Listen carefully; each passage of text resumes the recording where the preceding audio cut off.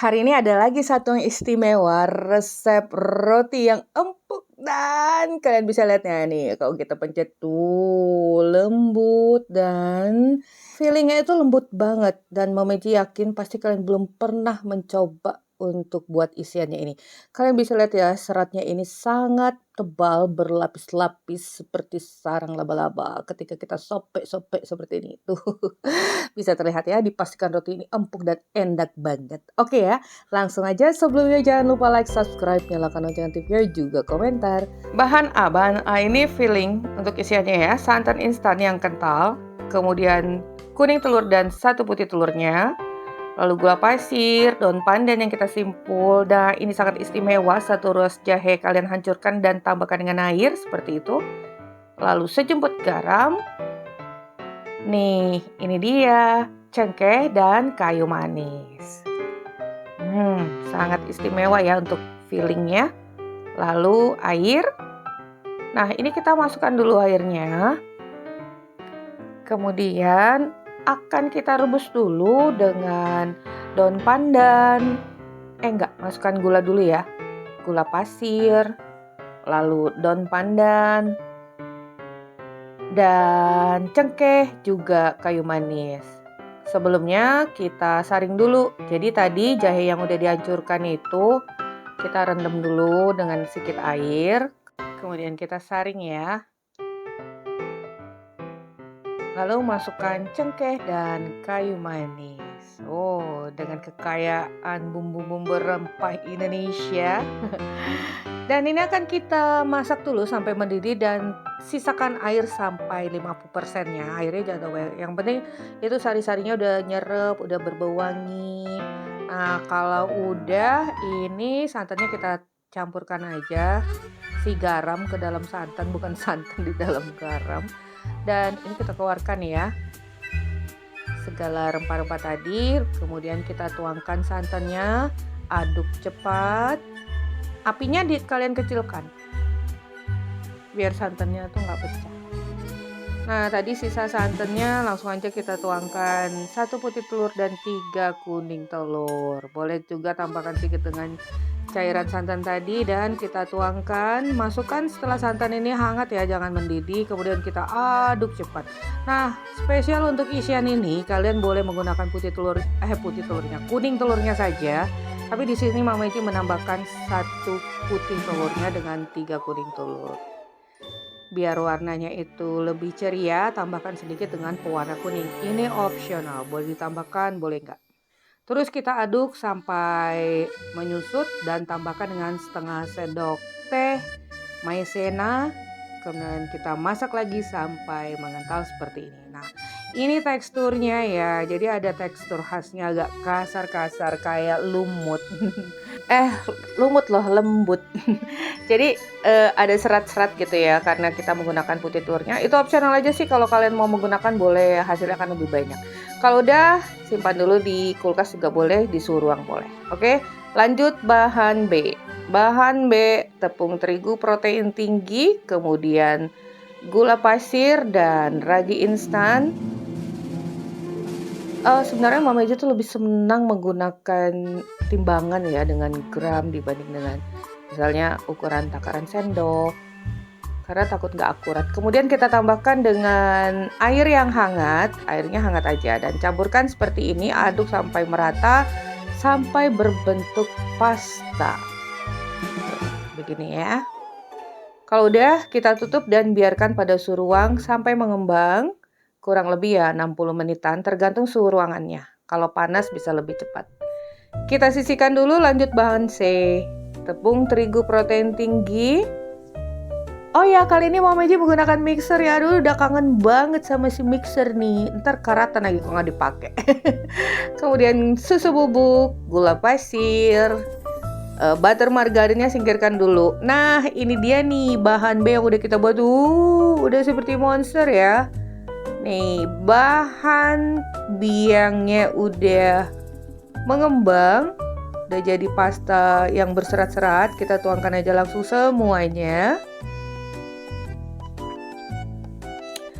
Oh ya, untuk resep ini juga kalian boleh loh tidak menggunakan mixer untuk caranya seperti di video-video memeji sebelumnya ya. Kemudian tambahkan dengan air susu. Air susu ini bisa menggunakan susu UHT atau susu bubuk. Memeji menggunakan susu bubuk yang dicampur dengan air. Tadi bisa lihat di video takarannya. Untuk air susunya, air susu yang dingin ya, karena kita menggunakan mixer. Kemudian perisa pandannya kita campurkan di air susu dan tambahkan dengan 1 butir telur ukuran sedang. Ayo, ini dibantu diaduk dulu ya sedikit. Nah, sekarang dilanjutkan dengan mixernya aja. Yang mengaduk dulu kita aduk setidaknya udah merata. Kita masukkan air susu dingin bertahap. Ingat, harus bertahap. Karena ukuran telur tadi kan kita nggak sama ya, cuman dikatakan sedang. Nah itu kan sedangnya itu sedang seberapa sedang. Jadi gitu. Kemudian kalau udah tercampur mata, masukkan lagi garam dan butter margarin. Boleh margarin aja, tapi tentunya kalau menggunakan butter, aromanya lebih wangi dan rasanya tentunya lebih enak, ya toh. Nah ini terus kita mixer dulu. Kalau mixer itu ya tanggung kalau nggak kalis, harus sampai kalis. Nah tapi ingat setiap mixer itu berbeda-beda loh ya. Kalau sudah agak terasa panas belum waktunya, belum kurang lebih ini 15 menitan, itu kalian bisa matikan aja dulu mixernya, stop dulu. Kalau adonannya terasa anget, masukkan dulu di kulkas baru lanjut lagi. Jadi gitu, jangan sampai adonan dan mixernya itu panas. Tadi udah kita bentangkan ya adonannya itu udah kalis. Ya, siapkan wadah yang diolesi dulu dengan minyak goreng atau minyak sayur. Dan ini kita bulatkan adonannya. Seperti ini. Cakep banget toh. Dan akan kita tutup, boleh. Tapi Mama Iji paling rekomen loh ya, kalau kalian nggak tutup pakai plastik wrap ini, kalian bisa tutup dengan plastik kresek, itu juga lebih mantep, lebih lembab gitu. Nah ini kita tutup dulu, proofing 60 menit atau sampai double size. Udah, ini kurang lebih 1 jam. Nih seperti ini, udah lebih berserat, lebih kempus-kempus. Buang dulu udara di dalamnya, dibulatkan. Kembali agak kita padatkan seperti ini ya. Dan udah bisa siap kita potong. Ini ukurannya cukup besar. Untuk ukuran sih sebenarnya sesuai selera ya. Di sini Mama Iji dapat 6 potong, tapi 5 potong dengan berat 100 gram. 1 potongnya lagi nggak sampai 100, hanya 86 gram. Nah sekarang masing-masing adonannya kita rounding. Ini cakep banget, kalian bisa lihat ya konsistensi adonannya harus seperti ini. Lunak tapi tidak melekat, ya toh. Gak keras, jangan sampai keras adonannya. Ini lunak banget, lembab gitu loh, tapi gak melekat ya. Gak melekat di tangan ataupun di papan kerja. Nah lakukan semuanya sampai selesai. Kalau udah selesai jangan lupa ditutup sambil kita siapkan ringnya. Ring diameter 11 cm dan 5 lembar daun pandan. Udah dicuci, masih basah jadi kita lap. Nah udah deh bentuk ring seperti ini. Kalau kalian nggak ada ring aluminium itu nggak masalah juga sih. Pakai daun pandan yang agak tua, lebar tuh lebih kokoh. Tinggal dibuat buletan, bisa di strapless atau disemat ya. Nah tapi ini karena berhubung ada cetakan ringnya ya kita pakai aja. Nih sangat mudah kan? Ini akan menimbulkan aroma yang wangi sangat nanti pada roti kita. Oh ya, jadi ringnya juga nggak perlu dioles-olesin, cuman kita menggunakan baking paper pada bagian alas loyang. Nah ini cakep nih, agak lebar ya daun pandannya. Jadi nggak ada salahnya kalau kalian itu menanam pandan di rumah. Banyak sekali fungsinya. Tinggal ngambil. Udah, sekarang kita beralih ke adonannya. Lumayan lah, agak lebih rileks sebenarnya. Tadi kalau mau dikerjakan langsung juga boleh ya. Kita gulung dulu agak memanjang seperti ini. Dan setiap bagiannya potong menjadi 5 bagian sama besar ya. Kurang lebih begitulah, gak perlu ditimbang-timbang. Lama nanti gak selesai-selesai kalau kita timbang persatuan yang cilik-cilik iki. Nah sekarang kembali kita bulatkan. Tinggal disusun deh. Jadi kita letakkan semuanya di bagian tepi. Untuk roti yang satu ini benar-benar nge-booming dan sangat laris kalau kalian untuk jadikan ide jualan. Nah, seperti ini ya.